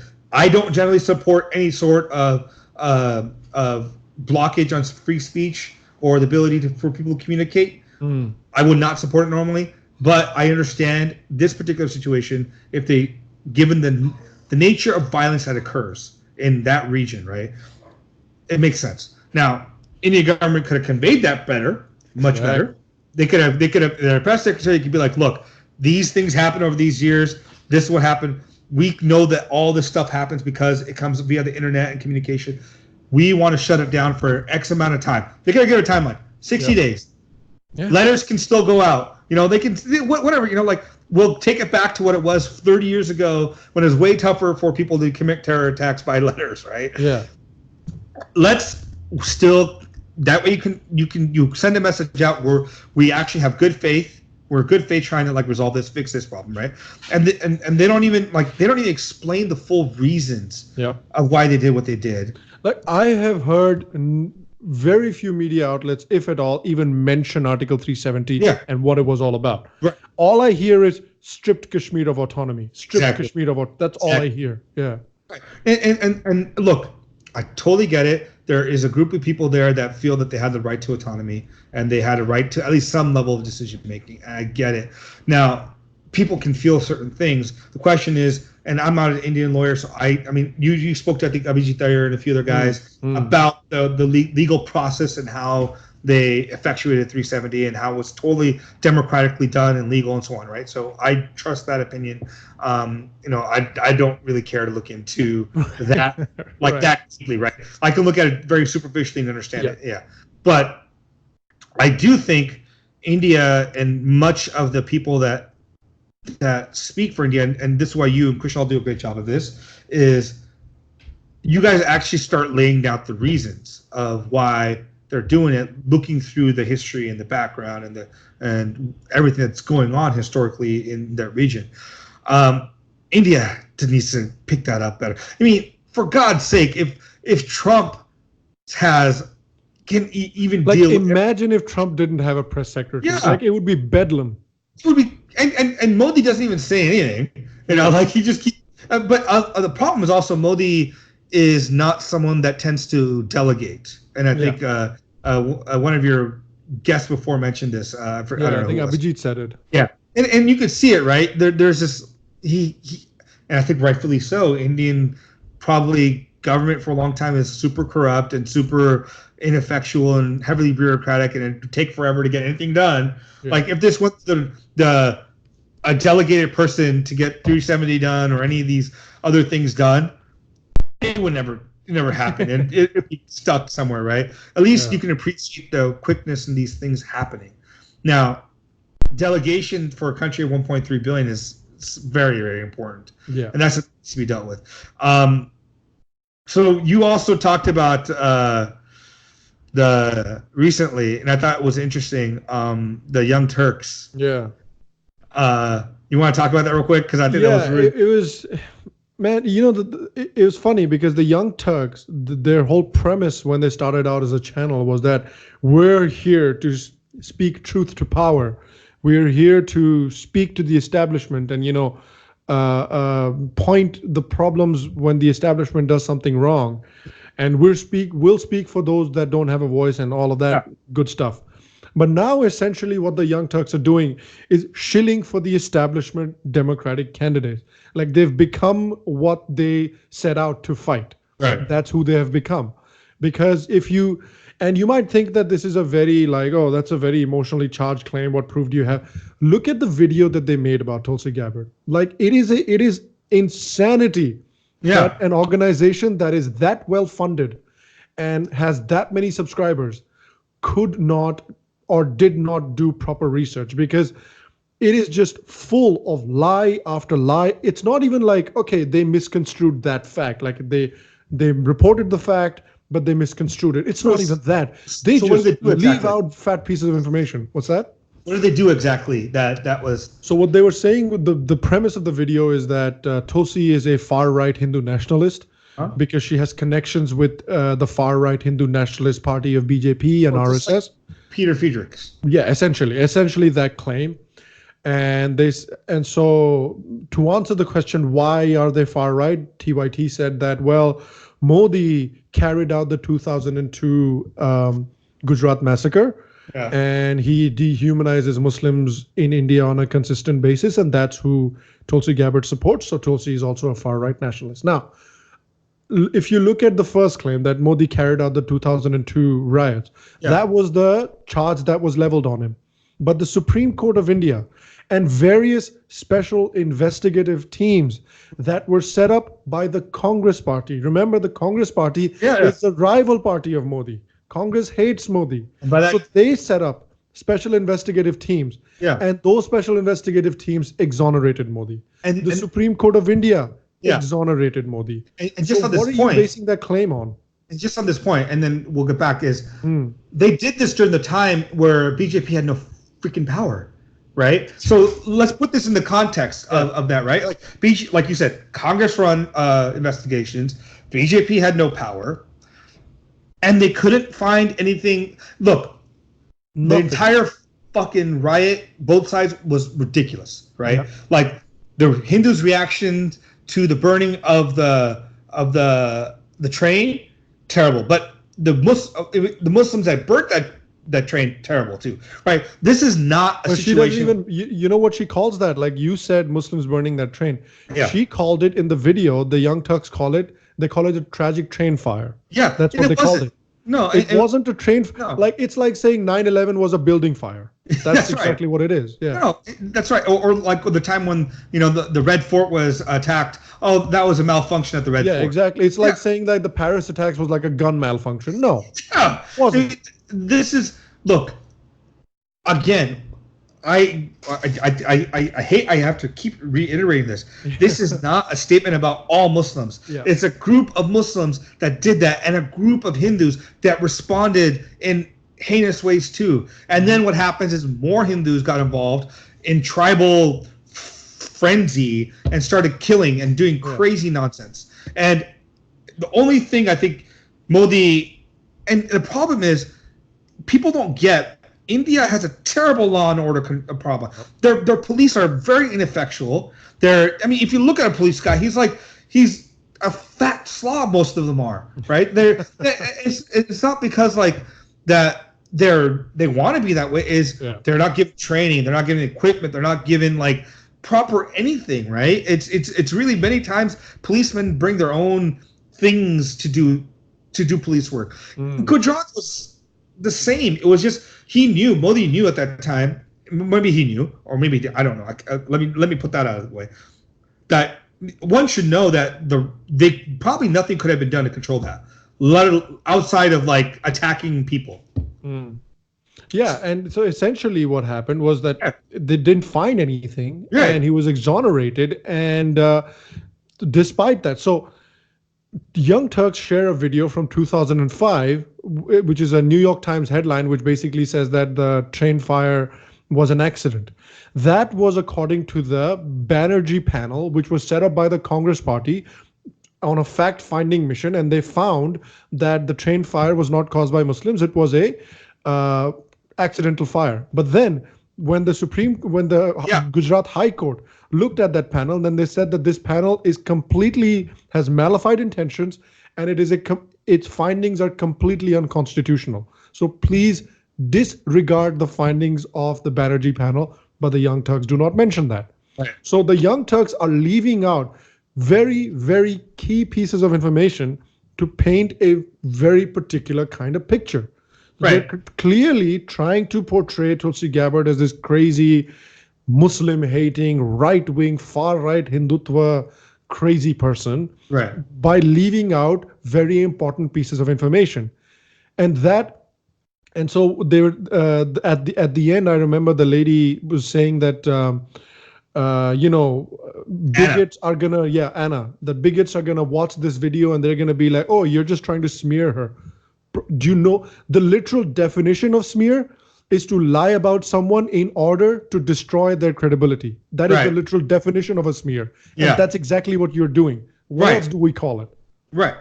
No, I mean, I saw the video, and normally I watch Young Turks, and but I was a little disappointed. I mean, I was angry. I was but I stopped watching over the past few years, only given the fact that I stopped, to be honest, watching any sort of media.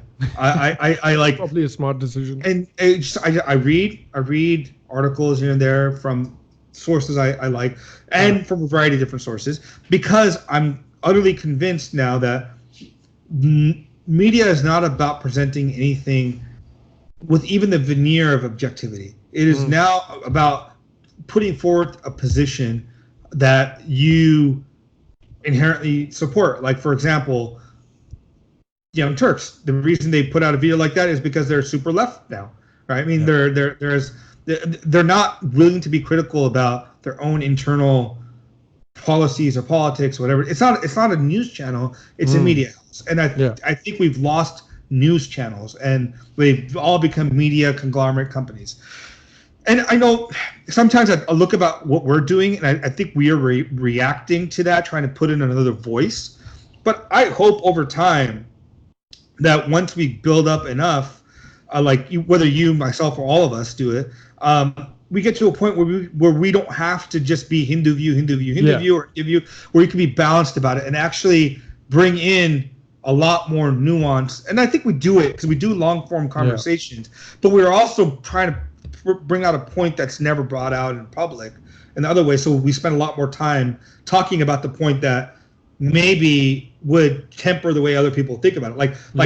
Like just about like Hindu nationalism itself, or I've spoken about it. Like, I'm not a Hindu nationalist. I think Hinduism is regressive. I think it's Abrahamic version of Hinduism in some sense, politicized Hinduism. I'm not a fan of it, but I understand it. I get it. But why are we calling it a far right thing? It's not the same. Like, let's be nuanced about it. We can say there's problems in it.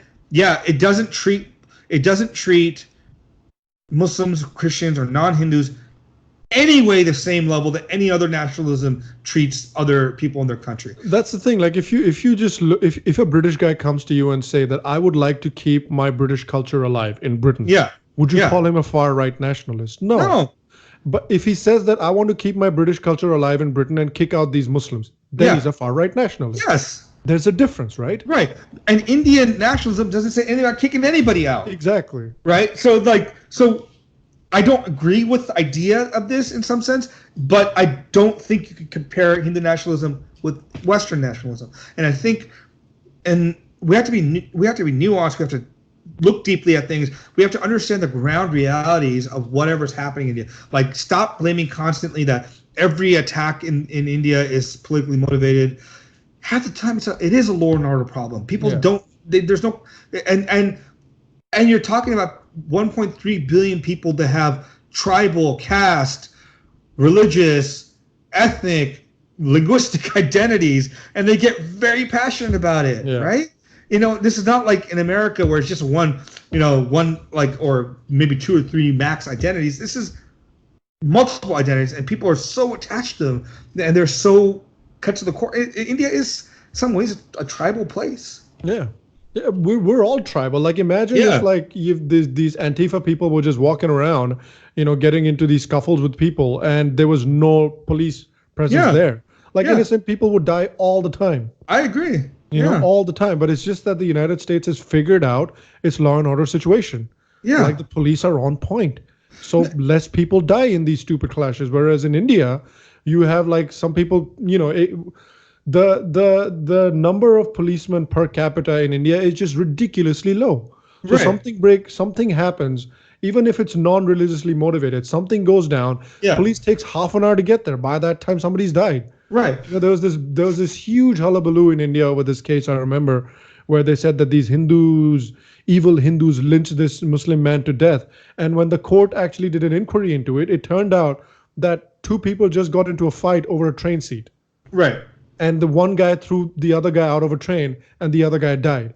And so the media gave it a religious angle, and the problem was that there's just nobody there to break up the fight. So they just fought each other to death. No, so this is, again, this goes back to your earlier point about communication and the way India, both as a state or as a nation and as a people, fail to convey or communicate ideas, right? For example, recently, what happened? In Madhya Pradesh, 2 kids were found, they were killed because they defecated in public, lower caste community, right? Clearly what the article is giving the tone of like Hinduism, it's this caste Hindu thing, right? What happened when that one girl in Kerala was raped by 30 men, right? And she was begging them, "Your God, Allah, brother, don't." 30 Muslim men raped her.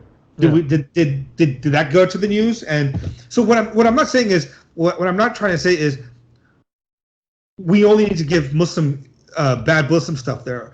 No, what we're having today is everything bad about India is coming from the Hindu side, and giving a tilt as if India is this Hindu crazy country that is oppressive to everyone else. No, it's not a Hindu crazy. The people are fucking crazy. This is not just, it's not a Hindu thing. Like I don't think the Muslim guy raping the girl has anything to do with Islam. I don't think it is. I think it has everything to do with like a fucking terrible person. And just like the guys that killed the 2 kids defecating in public, terrible people, right? This is not like, but you give it this religious tinge, like you just say, and the entire perception changes. Yeah, and look, I'm not saying that there couldn't have been a caste angle there, because caste is a very, very real thing in India still, particularly in my state where I come from, Bihar. Caste is still a very fractious issue. Like even 100%. Today, it's a very fractious issue. So I'm not in any way, or both of us, I don't think, are in any way saying that caste is not an issue anymore. It's gone.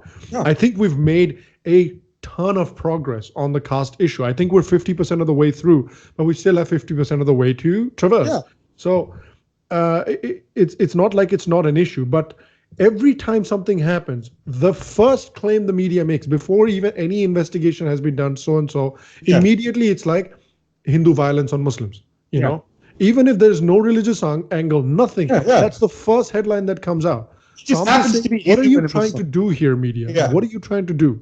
And this is the problem I think, again, the Western media doesn't get is sometimes Muslims and Hindus might be of the same caste and they're Yeah. cool with each other, but they don't like another caste that might be entirely Hindu. The Hindus will not like that caste either, right? And they'll do things to that other caste. These relationships are so complex and layered. But on top of it, I think media also tends to do like a person kills a person, and if it happens to be Muslim, or they have to put the identity of the religion or the caste of the person because they want to create a narrative about this is due to XYZ, right? When you're like, okay, some cases you're totally right. There are cases, and probably a good amount of cases, in which caste violence or religious violence plays a role. But I think a lot of cases are not that. It's just fucking being dicks. Yeah, exactly. Exactly. Two people get into a fight in a bar. I'm not gonna, they don't ask each other. I'm are like, you Presbyterian? Are you Catholic? Exactly. Are you Hindu? Okay, I'm not gonna stab you. Are you Muslim? Oh yeah. Let's get into it. No, if you're a Hindu, you can look at my girl, but if you're Muslim, you can't. No, come on. This is like the dumb crap. I think I think if you sit down with the person that writes that story and be like, where'd you come up with this cat religious angle? Well, he happened to be. I mean, I happen to be a man, and if I beat up or hit a woman with a car or whatever, did I attack her because I was a man? I mean, this is, like in a car accident. I'm just saying this is the complete level silliness is what it is. Yeah, it's just completely stupid, and I think that's where the pushback needs to come from. And I'm happy that somebody like you is here, part of the Indian American community, part of that pushback, because you're right. We're in the pushback phase. There's going to be a time in the future where hopefully we're in a phase where we're able to look at both sides of the issue, and we're viewed as casual observers rather than the pushback brigade. But I think the Indian American community also needs to become a little bit more vocal, because the more quiet they are, the more people will walk all over them, as we're seeing with the Democrats right now. So, first generation Indian Americans that come to America, they're model immigrants in every way. They assimilate into society, they work hard, they're well educated, all of that fun stuff. But a lot of them, at least what I've noticed since I've been here, is that a lot of them will go out of their way to not stand out. They will go out of their way to like hide their identity, not stand out in any way. And I think it's for them they need to now start understanding that like being who you are is not standing out. Right. Being who you are is just being who you are. So it's okay for you to be who you are. You don't have to hide who you are to be scared that, oh my God, I don't want to create any trouble. I think Indians need to start getting out of that mindset a little bit. Because as long as they're in that mindset, people are going to walk all over them. Yeah. And this is like, it's great that, the work, you're way more political than I am. This is like,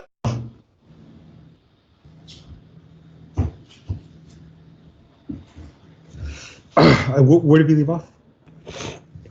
I think we were,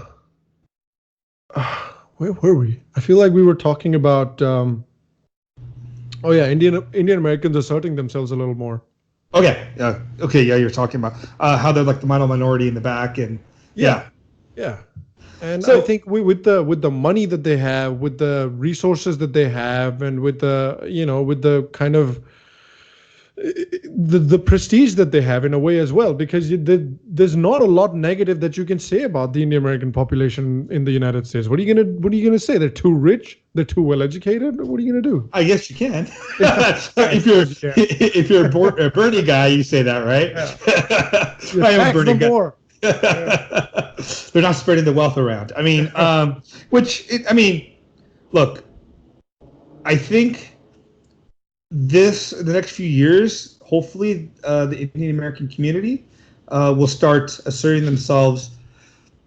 Not only in we're well represented in the media. We are in movies and TVs and maybe even we're getting there. Yeah, but I think with diversity of perspective, we're not, and that's where I think the bigger, more important issue is. The diversity of skin color is great, but that's just a skin color. It's a pigmentation of my skin, or what country that I was born in. I think it's much more important to have the diversity of ideas out there, and to talk about things that, I don't know, like within the Indian tradition, culture, background, history, whatever, we can bring to the table and add value to what the U.S. is already doing, and fill the gaps in what maybe they're not doing so well. Just with new ideas. Yeah, you're absolutely right, and it's all well and good going to Howdy Modi and filling up the stadium and cheering and shouting. That's all well and good, but at the end of the day, you have to speak up for yourself in America. Modi's not going to come and wipe away the tears every time. Well, I don't know if it was all well and good, by the way. I hate the Indian cheesy, put my kid up. I can't. The cringe is too strong. It's so bad. Like, I can't live with Indian cringe. And I'm just like, not all your kids are talented in every way, guys. Like, they're good at spelling bee, but they suck at dancing. Don't put them on dancing over there. Like, just move back. It's. But this is the sense, I think, like, and this is just my Indian parents feel the need that their kids need to be recognized for being like brilliant or so talented, and I'm like, do you need to be any of that? Just be you. Like, you don't need to go out and like be super awesome. Just be awesome on your own. There's no need for us as parents. I mean, I'm not a parent, but like to put your kid on the stage and just for that purpose. I mean, they could have done a much better show. And in fact, the entire thing was like, look, Howdy Modi was an Indian thing, wasn't a Hindu thing, so that's fine. So they had Bollywood and all that stuff, and it is what it is. I just couldn't watch it. I'm like, I couldn't watch the whole thing too. It was the cringe was too strong for me. But Indians, other Indians seem to really enjoy cringe, so good for them. Yeah. But it was a power play essentially by Modi. It was a power play. It was to show Trump, look at the support I have. Look at the crowds I can gather, and a lot of these people, I can get them to vote for you. Now, this is my family, right? Well, meet my family. Yeah, exactly. That's what it was. Like, meet my family, and my family can vote for you if you play your cards right. And so, Modi did his part. He came here and he showed Trump that there's this community of people that a lot of people know about, but they don't really know about. So here they are.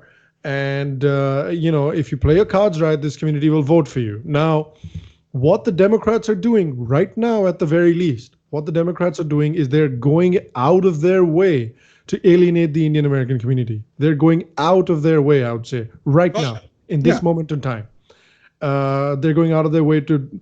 Now, it is up to the Indian American community how they react to it. Do you want to just get walked over by the Democrats? Or do you want to show the Democrats that shitting on us has consequences? Like, are you going to, that's up to the Indian American community. Modi can't do that now. The Indian Americans need to be like, look, we like you Democrats, but if all you're going to do is shit on us in order to get the Muslim vote, all right, we'll go somewhere else. Well, I mean, Indian American, you could be Indian and Muslim, right? Sure. Hassad Minaj. But I fail to believe that every single Indian American, Muslim Indian American hates Hindus. No, I don't even think most of them do. If Democrats are coming out and just abusing Hindus left, right, and center, saying all these Hindus, they're all far right, they're all crazy. Yeah. Then I have faith that Muslim Indian Americans also feel that pain. That's not true. Oh, yeah. I have a lot of friends that are Muslims here and in India, right? Like, I lived in India for a couple of years recently, and they love India. They love, some of them like Modi, some of them don't. I mean, that's fine. I mean, who cares? I mean, those are all like whatever. I mean, those are political things. But I don't think even Indian Muslims are just like Indian Hindus. They all have a sense of love for India because it is their. Even Hassan has a love for India. Although I have to say, like, his comedy special was way better than his show when it comes to the stuff about being Indian is, right? Because one of the problems, I mean, and you guys made a point about him on the last show with Abhijit Mitra Iyer.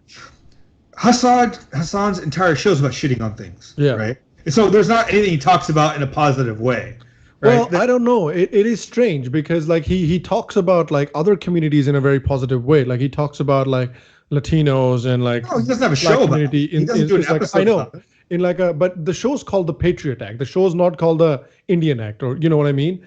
So Yeah. he's talking about like American issues, but he had this segment, I don't know if you watched it, but he had this segment on the show where he was talking about like how some Asian groups have are campaigning against Harvard about their admissions policy. Yeah.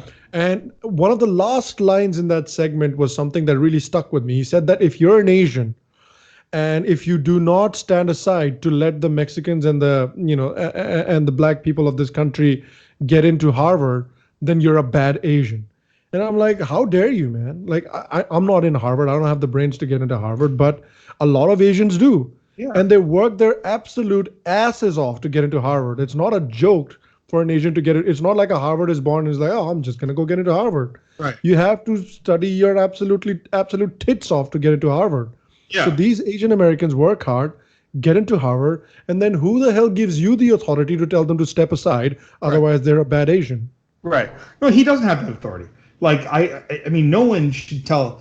Look, my views on affirmative action are a little more nuanced. I do think the African American community, on the whole, just given its history, should have more affirmative action than other people. Like Latinos, maybe. I don't know anymore. With the Latino population, the size it's growing, is it still makes sense when you're almost 50% of the entire United States to have affirmative action for Latinos? I don't know. With Asians and Indians, no, I don't think affirmative action really works for us anyway. Yeah. Works against us, right? For a large part. Yeah, they'll take care of themselves. Yeah, I mean, we're fine. I like just not because we're like inherently smarter. It's just because the people that came to this country came with a different work ethic and different. It's hard. It's much harder if you're an Indian or some sort of Asian to come to the U.S. than it is if you're Hispanic to come through. Either because you're already here since the white guys took over your land, 50 years ago, or because you came up through for other reasons, right? Yeah. So it's much easier that way than it is to come across the ocean, and in terms of visas and all this other stuff. Yeah, for sure. It's a very different way. So for us, our generations and my generation, but my parents' generation came because they had something to bring to the country that the U.S. government wanted at the time. And because of that, they were able to do decently well for themselves as a community. And then so we got the benefit of that, and so we're not going to have an issue with it.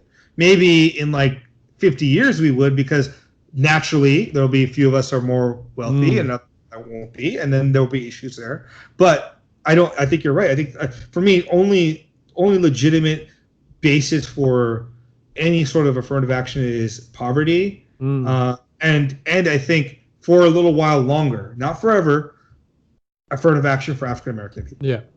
No, I feel you there. I feel you. That's how I feel about the scheduled castes and scheduled tribes in India, because there's a very strong argument in India among people on the non-left where they say, what do we need affirmative action for the SCs and the STs for anymore?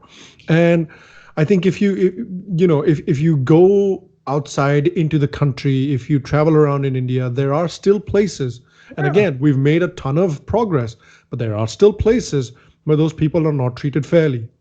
And so till we have gotten rid of that malaise, at least 80% of that malaise from our society, I think they still need a little bit of a helping hand. And I think it is our duty to give them that helping hand as our co-travelers in our civilizational journey. They're our co-travelers. Yeah. So when they have been pushed aside for a little while, I think it is our duty to give them a helping hand. Again, temporarily. Yeah. Till we're up to that point where we've gotten rid of 80% of that disease. Right. I think we should give them a helping hand. I think we're at about 50 to 60% right now. Right. I mean, and obviously, I think it has to be poverty plus something, right? Yeah. It can't be just the thing itself, like inherently. They have to have because people have. You might be African American, black.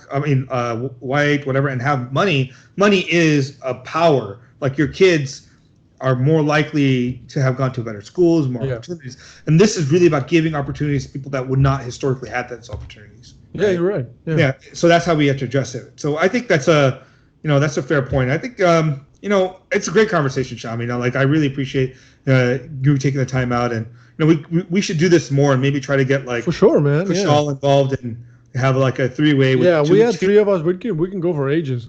Yeah, like two Indians and an American, I guess. Yeah, that's right.